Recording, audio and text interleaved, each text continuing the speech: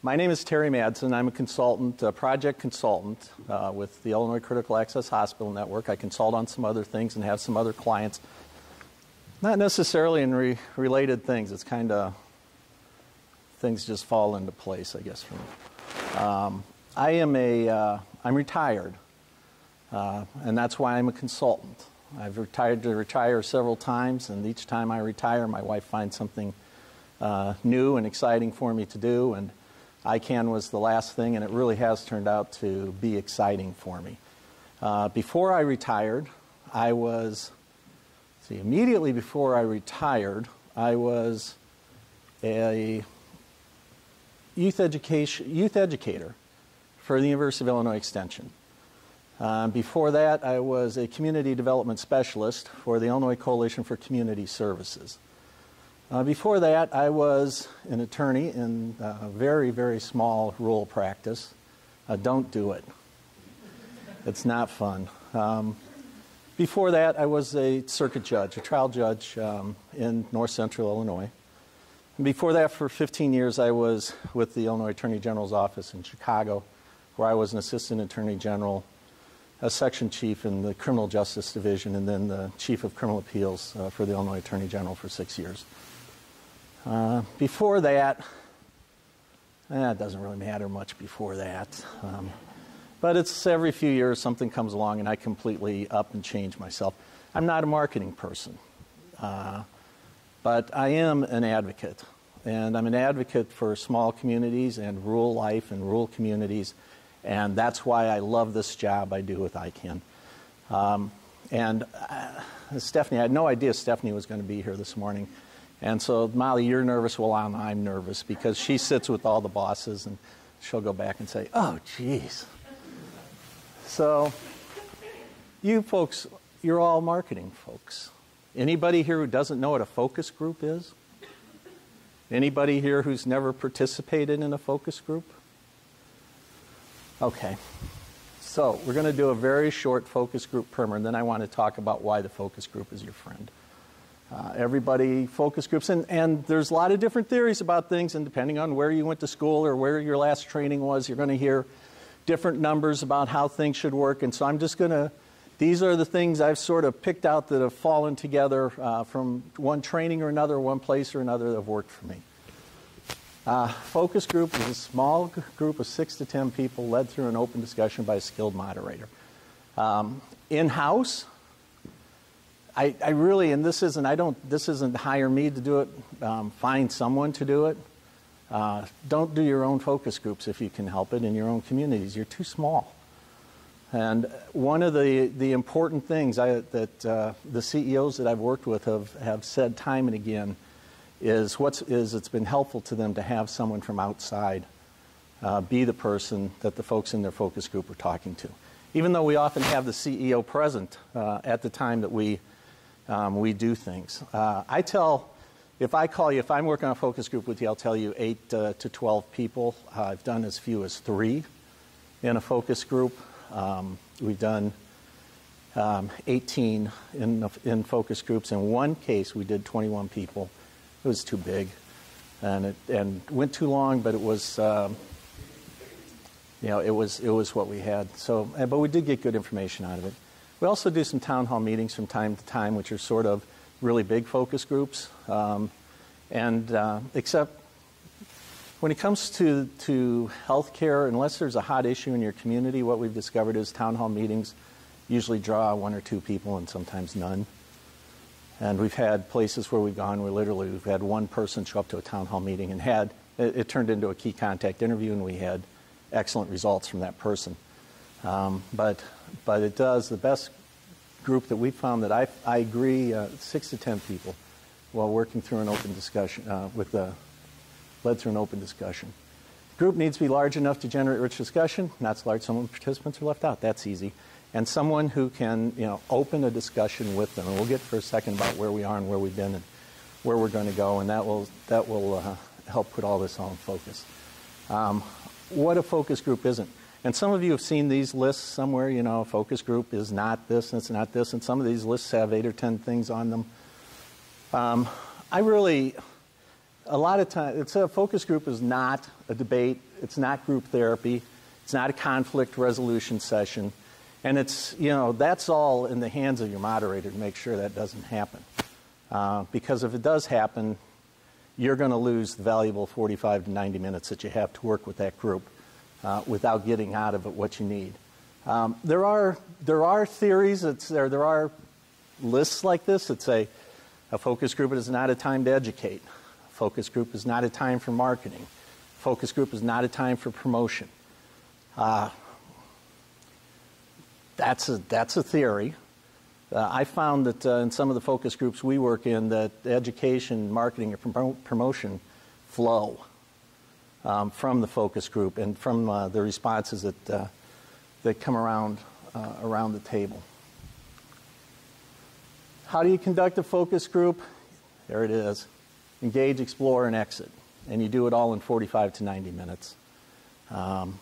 If you can do it in less than 45, you got a small group, do it in less than 45.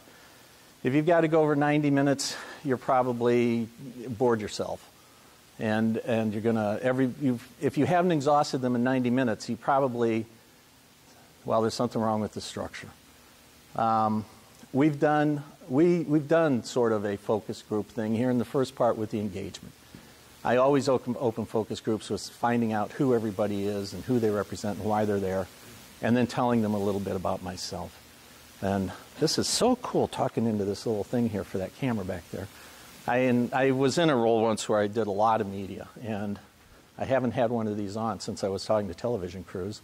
And it's fun to talk to this again. And you can hear me okay now in the one earbud, right? Great. So you engage, and then you explore, and then you exit. And you do that, 8 to 12 questions. If you look at source after source on how to do a focus group, 8 to 12 questions. It's not a survey. And frankly, I don't follow this rule. We find the 5 to 6 question model works, and with 5 questions almost always for us. One question to engage, one question and exchange to engage, one question to end, a simple question, and 3 questions in the middle to start the discussions that we need to get the information out of the group that we have gathered. We all know that with the Affordable Care Act,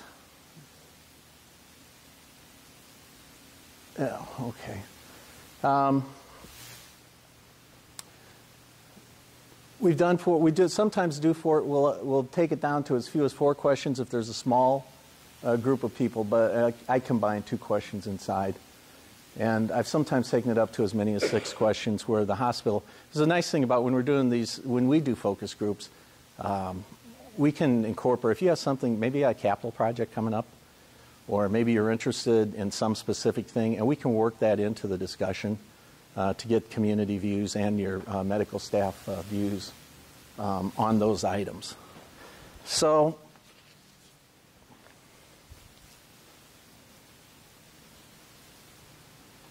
in the first round, there's of the Affordable Care Act for the health needs assessments, we did 3 focus groups in all the hospitals we went to. In the second round that's coming out, we're doing 2 because the new regulations are very specific as to who you need to have in those groups, and we used to do a group of community leaders for groups and community members. We used to do a group with community leaders in the sense of elected officials, and we used to do a group with healthcare professionals. This time around, we're doing a group with healthcare professionals and partners and a group with community leaders, and that represents your elected officials, and it also represents the folks that you need to hear from the community. And you have to hear from your health departments, and you have to hear from folks that represent groups that might be medically underserved, and this specifically defines who those groups may be. And so I have conducted in conjunction with assessments 4 focus groups. Most places suggest that you need 3 to be sure you've got a balance and to compare your questions or your responses, to be sure you've got full information from the community. You can do more if you want. It's really, it's a matter of what your program is. But for the health needs assessments, we're looking at 2 focus groups. I'm doing some next week, and we're doing 3. We're going to do 3 in that hospital to be sure that we get all of the community folks that we need. We had to do some time splitting there.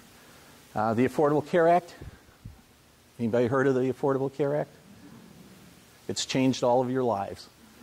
And one of the ways it changed them was with the community health needs assessments, and everybody having to do them. And I suspect that there might be a couple of people in this room whose job titles might not have existed before the Affordable Care Act. And some people are smiling and nodding, so I'm thinking maybe I've hit that. The Affordable Care Act, as you know, has this unusual provision in it and all of this many pages, and it has to do with things that hospitals aren't usually, thinking about doing, but it's something that all of you are thinking very much about doing, because it's your job to market the hospital in the community, and this is a great way to do that. If you take your health needs assessment, it doesn't matter if I do it or ICANN does it or if somebody else does it, using these health needs assessments, the entire process for your hospital and for your community is a great way to build alliances. And when I'm done, I think from Kish we're going to hear that. I had a chance to talk with them briefly about some of the things that they're doing, and it's exactly, I think, what the hope was that would come out of this. But you're going to get input out of the focus groups. And if they're done correctly, you're going to have a chance to respond a little bit. When I do focus groups, often the CEO sits in. And we talk to folks and we tell them we need their honest opinion, and we get it. But we also it's an interesting situation because with the medical and healthcare professionals, several times we've had discussions come up where somebody would say, we just need this. And then somebody else would say, well, we do that. And it's just things that within the community that you don't know yourselves that are going on, and things within the hospital and the hospital's ability, or someone says, gosh, we need dialysis here. The hospital's a failure because we can't get dialysis, or we can't get oncology, or we can't get whatever. And, the hospital, this is the hospital's chance to say, we can't get we don't do dialysis because somebody else does it 20 miles down the road, and we have good public transportation to get you back and forth to appointments, and it's cost prohibitive. We can't do it. Small hospitals, there's things they can't. Babies. How many of you still deliver babies at your hospitals? Okay, one hand for each hospital that still delivers babies. Yeah, okay, good. And that must be about all of the small hospitals in Illinois that are delivering babies these days, I think, and I'll be visiting you guys in September when my oldest daughter delivers her 3rd in your hospital. So and that's because there are no small hospitals delivering babies anymore. And the other thing, the big deal, is the chance for collaboration. When there's a wealth in communities large, but also there's a wealth in communities small of resources out there where you can come together and you can plan and you can avoid duplication and you can provide things that you didn't know you can provide. And the whole health needs assessment process gives you a chance to do that. They are your friends. When you do focus groups, you're going to confirm what you already... Mike, I'm sorry, from Paris? Yes, we talked just briefly before, and he said he wasn't there when we did the health needs assessment, but he had read it, and he said it kind of confirmed what I thought. And well, that's not a surprise. The focus groups, they should confirm pretty much what the hospital thinks, but sometimes the hospital will learn. And you'll learn about things that are going on primarily outside your walls that you didn't understand were going on in the community that are part of population health issues that are now your responsibility. They will give you a chance to correct and explain. Focus groups, if they're done properly, will give the hospital a chance to correct and briefly explain without debate, without argument, about why things may or may not be happening in a certain way and how they may change. Most importantly, though, focus groups can identify allies and partners.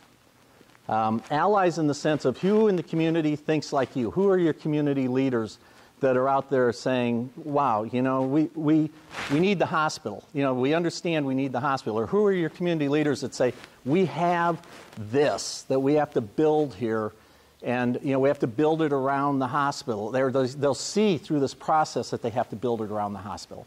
And you're building allies through this process. It's the very first seed of those allies in some cases, but you're building allies. And then you're also using the process, and this is later through your implementation strategies. You're learning, you're building, you're identifying partners. You're identifying them through your focus groups, but then you're going to use those partners through your implementation strategy and reach out to them. And those are the other folks who are working in those areas, and I'm going to run out of time here in just a couple minutes, but these are allies and partners that I have seen discovered through community health needs assessment, the process. Now, the process is much more than focus groups. We look at tons of secondary data to build these things. We go through meetings with hospital staff to reach your implementation strategy. We put a lot of information together, but it is the focus group that brings groups that have the potential to bring your community together to start out on those ideas and to say who's at the table that you can take out to do things. In mental health, you know, it's law enforcement is out there. There are some mental health agencies, and with the cuts that are going on, everybody's shifting. I was in a meeting a couple of weeks ago with an agency that was pulling out of a town. A hospital's giving them free space. They're coming back. They're saving counseling in their community. And the hospital is involved in this because they identified it in their health needs assessment as something they had to be on top of. And so they stepped up to the plate, and the community is going to be better served because of it. Substance abuse, there are tons of partners out there and community champions who will work with you on substance abuse. And what's the hottest issue right now? Okay, aside from heroin, but heroin flows directly from the opiates. And so what is it out there right now that everybody, the Office of National Drug Control Policy is starting to flow money out to address this question of opiates and prescription drugs. You know, this is you and all of your health partners and your community substance prevention group, and the hospital can be in the middle of all of it, and you can build this and build a huge alliance and goodwill among your hospital among your community, around the hospital, around these issues. And we've seen this happen. How many people wrote for Flex grants? Here, I know of one hospital that wrote a Flex grant to buy a trailer and offer some other support for a community substance abuse coalition. And they're partnering on taking, it's the Hidden in Plain Sight program where you take a bedroom and you put all the stuff that you might find in a kid's bedroom that are actually substance related. And the hospital is reaching out and partnering with this community group, and they're making it their project. And by doing that, they're meeting their needs assessment, their implementation strategy. And IRS is saying, well, IRS isn't saying a lot right now because none of their computers work, but they would be. Transportation, you know, there is some progress being made in transportation and partnerships. The hospitals have gotten behind, provided information to health departments and others who are seeking to improve public transportation in areas, and have improved. In one place in particular I went back to, the public transportation system there in 3 years has changed, you know, incrementally, or geometrically, or whatever the word is, and it's been a very good thing in that community. And in wellness, Kish will tell you all about the things probably that you can partner with community members, but with screenings, with businesses, going into businesses in the sense of working with their employees for screenings, going into communities, chambers of commerce. You know, we've seen all these things develop coming out of these programs, or taking or businesses for use for access to recreation with your big box scores, or working with schools for space for people to walk and recreate and exercise, and finding those things in the communities and making those partners and putting your sign up. You know, and these are all things that all work for the community and for everyone. And I'm going to have to stop And I wanted to ask what the best collaboration you saw develop from your hospital during the first round of community health needs assessments was, but we'll hear that from Keish, and maybe you can talk about that as the day goes on. Any really quick questions, because I don't want to take any of their time. Okay.